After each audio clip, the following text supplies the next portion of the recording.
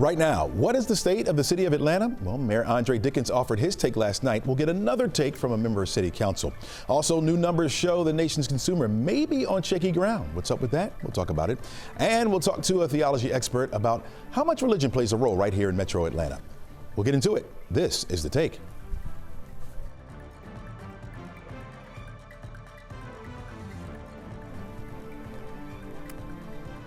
Hello and welcome. I'm Chesley McNeil, and this is The Take, where we go above and beyond the headlines and look at why and how stories are impacting you and your community. Experts will join us on the show, and they will share their take on these stories.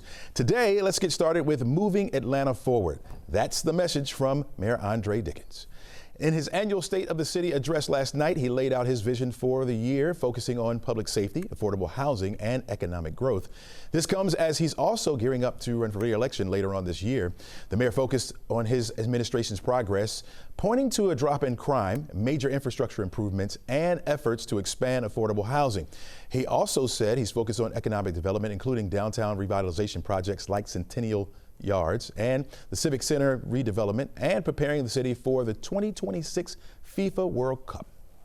I want to ensure that when the World Cup hits Atlanta next year, that it doesn't just happen to Atlanta, that it happens with Atlanta.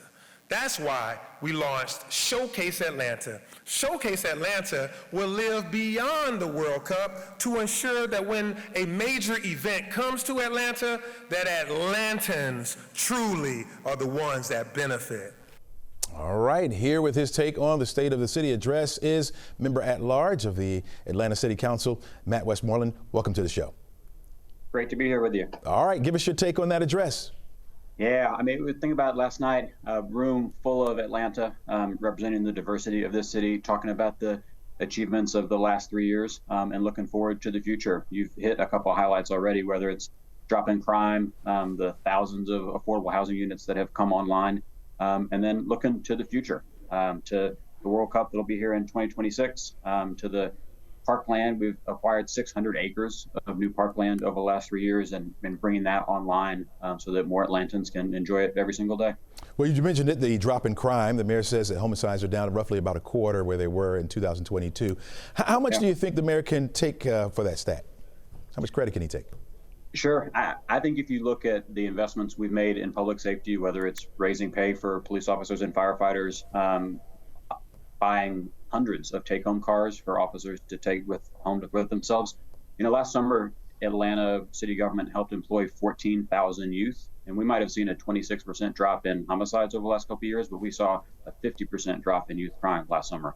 And so I think if you take all of those different pieces together, you see a really concerted effort on the part of a lot of different folks to help make folks feel safe.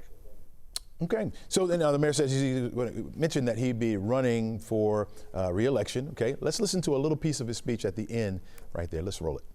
Okay. I hope one thing has been made clear here tonight, that I'm a man of my word. When I make promises, the group project sets in motion and we get the job done. So hear me clearly when I say this. I promise that in Atlanta, our love will look like something. And love looks like fighting every day for progress and breaking down barriers to opportunity. Sounds like he's, trying to set himself up for the next 4 years. What do you think about that? Yeah, no, it sounds fired up and ready to go to me. I've had the opportunity to serve as a colleague of Andre when he was on council, now Mayor Dickens, and we got more work to do. We recently, a couple months ago, made the largest investment ever in homelessness, but now we've got to get that $60 million out the door and get people into homes.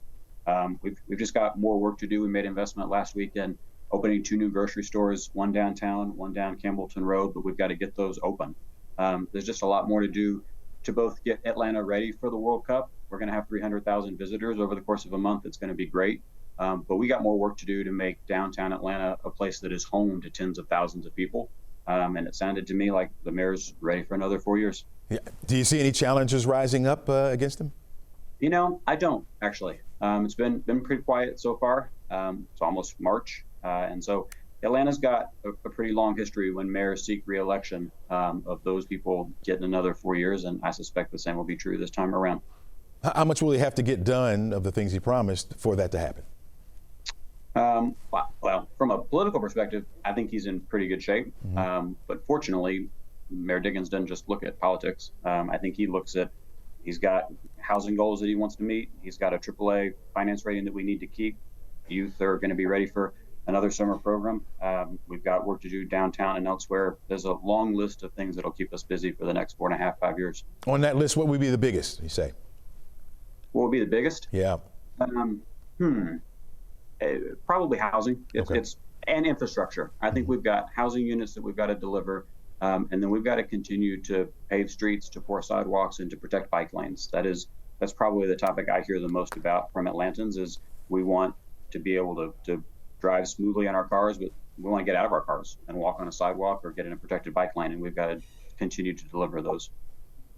Yeah. All right. Yeah. Got a big tournament coming up in 2026, so I know you're gearing up for that as well.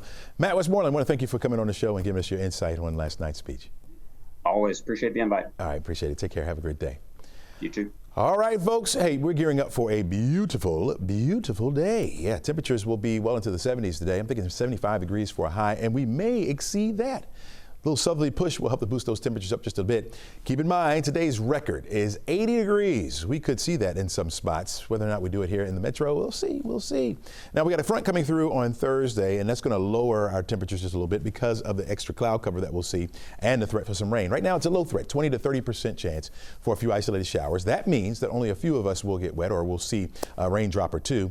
Behind that front, temperatures really start to cool off a little bit. Now, when I say really cool off, I don't mean down to the 50s or 40s or anything like that, but we go from 75 degrees today down to 64 for the high temperature on Friday. Going to rebound a little bit on Saturday. Got a secondary front that's going to come through and knock that temperature right back down again on Sunday. We'll stay right there in the low 60s as we start the work week. And our chance of rain starts to increase by Tuesday into Wednesday. Right now, a 20% chance on Tuesday. I think a higher chance on Wednesday and Thursday of next week with those temperatures remaining in the 60s. Hey, don't go anywhere. We're back right after this. Welcome back to the show. Today is going to be another nice day. Look at that. Beautiful on the outside. Nothing but crystal clear blue skies, and that's the way it's going to stay for much of the day today. In fact, that sun is going to help to heat us up, along with a little southerly breeze that's going to come in. Those temperatures will climb well into the 70s. We hit 75 yesterday. We're forecast to hit 75 today, and we could exceed that. Maybe up to 80 degrees. 80 would be the record. We'll see if we can get that high, but it's going to be a beautiful day. Take advantage of it because changes come by tomorrow. All right, late last night, House Republicans passed a budget blueprint. Now, despite a wall of opposition from Democrats and some discomfort amongst Republicans, they passed that. So joining us now is NBC Washington correspondent Alice Barr, who's been covering politics for years now. And Alice, let's get right to this blueprint. What's your take on it? Yeah, so, the big takeaway is that it was approved. There were serious questions leading up to it, and even throughout the day yesterday, there was a moment where it looked like House Republicans were going to walk away from this budget bill for a little while. They didn't seem to think they were going to have enough votes, and then we're told that President Trump got involved. He called specific members who were holding out and helped get it to the point where only one Republican joined all Democrats in voting against this budget resolution. Important to note that this is only the first step from the House in getting what will ultimately be an approved budget.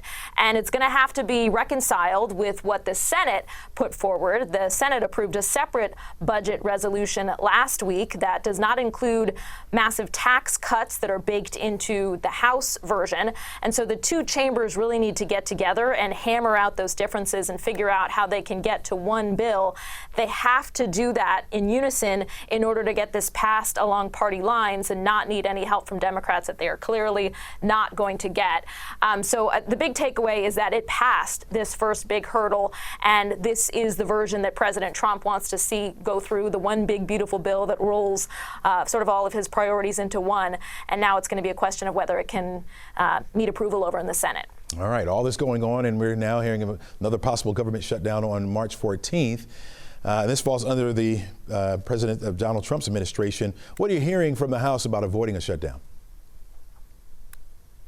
Yeah, so that is why, President Trump has wanted to have a lot of his priorities rolled into one bill and not have other things like raising the debt ceiling be held over his head that Democrats could maybe use against him when we get to this government shutdown moment. Certainly, that's not something that Democrats want to see happen. It's not something President Trump wants to see happen. Republicans want to see happen.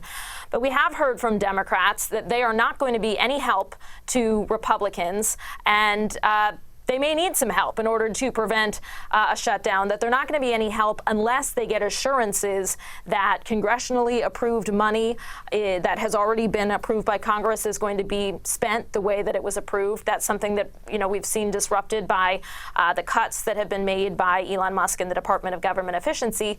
And so it is on a separate track from this budget process, and it's something that is looming over all of these discussions. And, I think perhaps the strategy is not entirely fleshed out for how to avoid that kind of, game of chicken that basically is what's going to happen between the two parties when we bump up against that deadline. Yeah, now you mentioned those budget cuts from Elon Musk. Several Republicans and members of Congress having these town hall meetings, including right here in Atlanta. We had one with Republican Congressman Rich McCormick. Sounds like the GOP leadership is telling members to avoid such scenes like this in the future.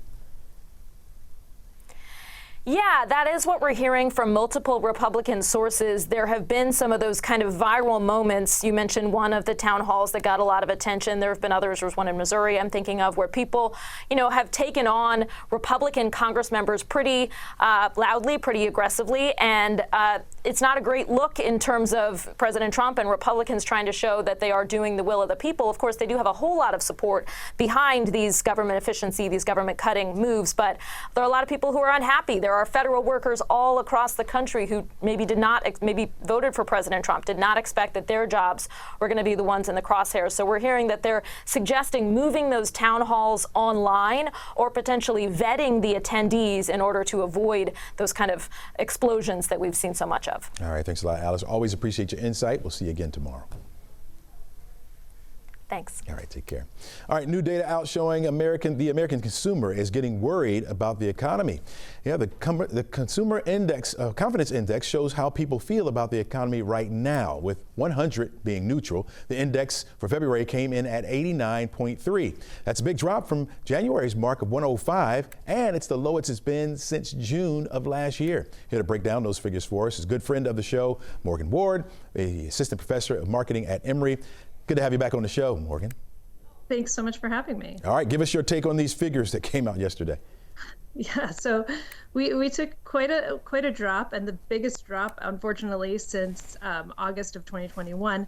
And what the confidence metric is measuring is essentially how optimistic people feel about their own finances. So this is a pretty good indicator of how much they are willing to spend in the coming months, and it actually is pretty correlated with how the economy will do in the next 6 months or so. So it's something that's certainly worth paying attention to.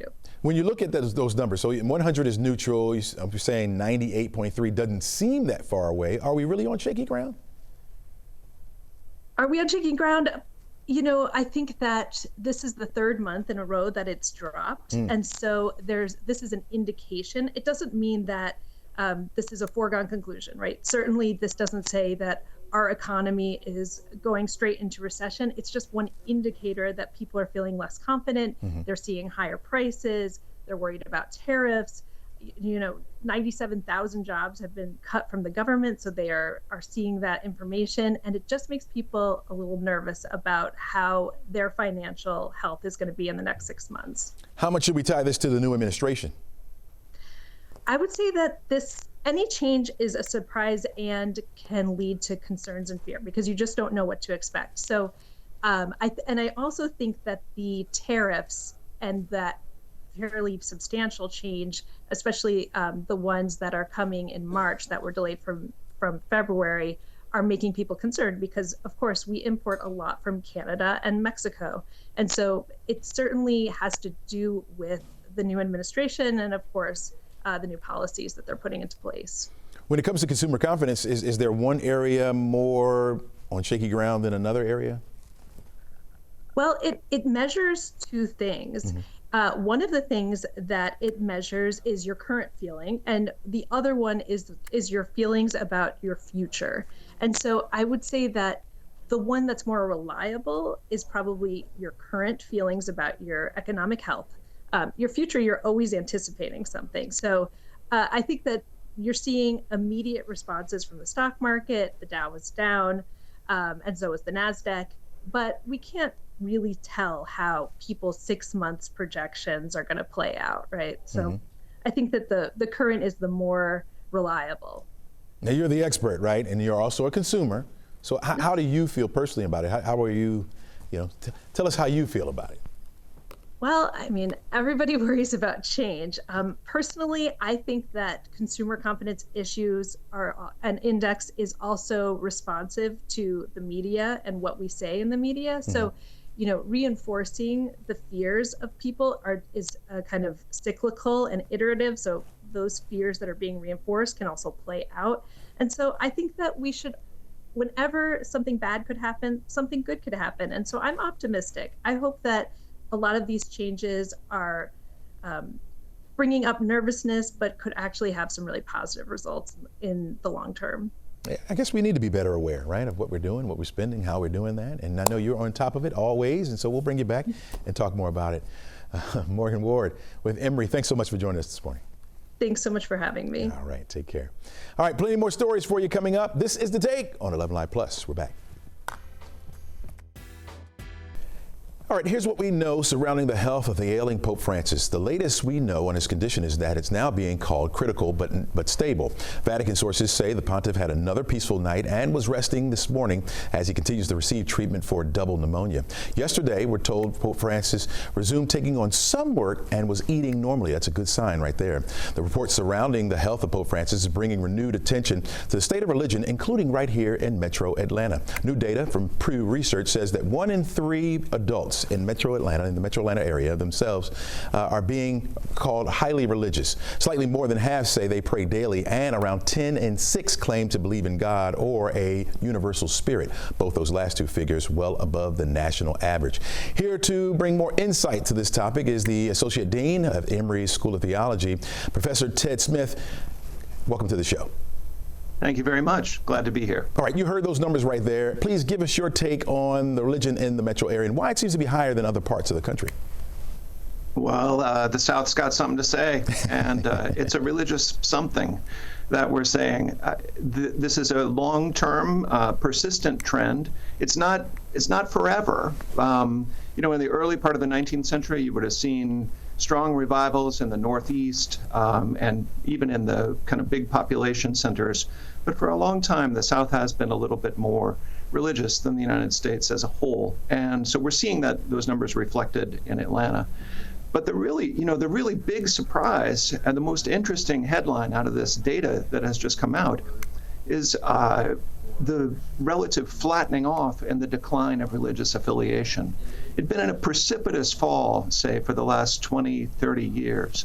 And now, though, it seems to be stabilizing around 60 to 64% of Americans identifying as Christian in the last 4 or 5 years. At least here in the metro area, with so many people moving in from different areas, would that be one of the reasons why people don't want to be affiliated with one particular religion, or would you say that would be the case, or is it something else?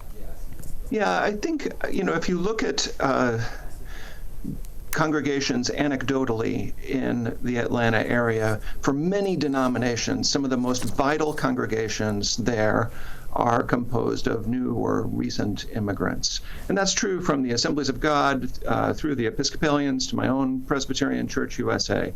Recent African immigrants, Latine and Hispanic congregations, Korean American. You're seeing extraordinary vitality in many of these recent immigrant communities. I think there's a couple of questions, though, about what this means. Mm-hmm. And one of them is if the numbers are big enough to really be bending the curve in the way that we're seeing. I'm not sure they are for most denominations. They clearly are, though, for Catholics. About a third of American Catholics now identify as Hispanic or Latine. And those numbers are significant. Not all of those folks by any means are recent immigrants. Some have been here for generations. But it is safe to say that the decline in people who identify as Catholic would be much sharper if it were not for the strength of the Hispanic and Latine Catholic communities. In general, the second question that I think is really interesting for more recent immigrant communities is what's going to happen with the next generation. Right. If it's exerting a kind of stabilizing influence now, is that going to continue? Mm-hmm. When I talk to leaders of these communities, there is great concern about transmission of the faith to a next generation. And there's a lot of really wise, faithful effort being poured into making that transfer. But I don't think they take it for granted, and I don't think any of us should either. So we'll see. In general, real quickly, how important is religion here in 2025? Religion, it's one of the things that you see, it's just consistently important in people's lives. It's almost 2/3 of Americans who identify with some religious tradition or another. There is a growing number of people who identify with no religion in particular. But one of the things that's interesting about that group is that many will say they're not religious, but they are spiritual. And the Pew report that is the data we're talking about today, they are the ones who really have put that phenomena on the table. This rise in the number of people who identify as nones, no religion in particular, and then the rise of people who identify as spiritual, but not religious. So a number of people who will say they're spiritual but not religious, they're not affiliated anywhere, but they pray daily. They believe in God. They have they meditate. They have the kinds of relationships that often mark religious lives. So I think the big headline in America is not more or less religion, but a shift in the nature of religion where it's becoming increasing, it's changing its institutional form. Gotcha. Moving out of kind of established congregations and denominations in a voluntary society mode to a more individualistic kind of expression. Got it. All right. Professor Ted Smith, Associate Dean, Faculty at the Emory School of Theology. Thanks for joining us today. Thanks so much. All right, Bye-bye. take care. All right, don't go anywhere. Back with my final take after this. Welcome back. Are you craving an Egg McMuffin? Well, don't worry, you're not going to have to pay more for it. Some restaurants have been adding extra charges to cover the cost of eggs, but not at Mickey D's. In fact, they're going to offer you a discount. Yeah, starting next week, you'll be able to buy an Egg McMuffin as well as a Sausage McMuffin with egg through the McDonald's app for just $1. That's good news right there. Before we go, I want to give you my final take. I'm going to stick with McDonald's. Here's something that could be a trend going around the nation. One New York McDonald's is now decided to no longer serve people under the age of 20. They have a sign posted right there on their door that said persons under 20 need to be accompanied by an adult at that age or older, obviously. The reason being because of so much crime at that location and in the area. And of course, it's being met by mixed reviews from young people who frequent that fast food restaurant. But most patrons over the age of 21 applauding the efforts. And so do I. You got to keep your customers safe. You got to keep your employees safe. And if there's a lot of crime amongst teens, hey, stay out. Do something about it in your region. I like that from this McDonald's. Hopefully more of us will continue to do the same to make our communities safer and better. Thanks for joining us today. I'm going to say goodbye with this moment of Zen.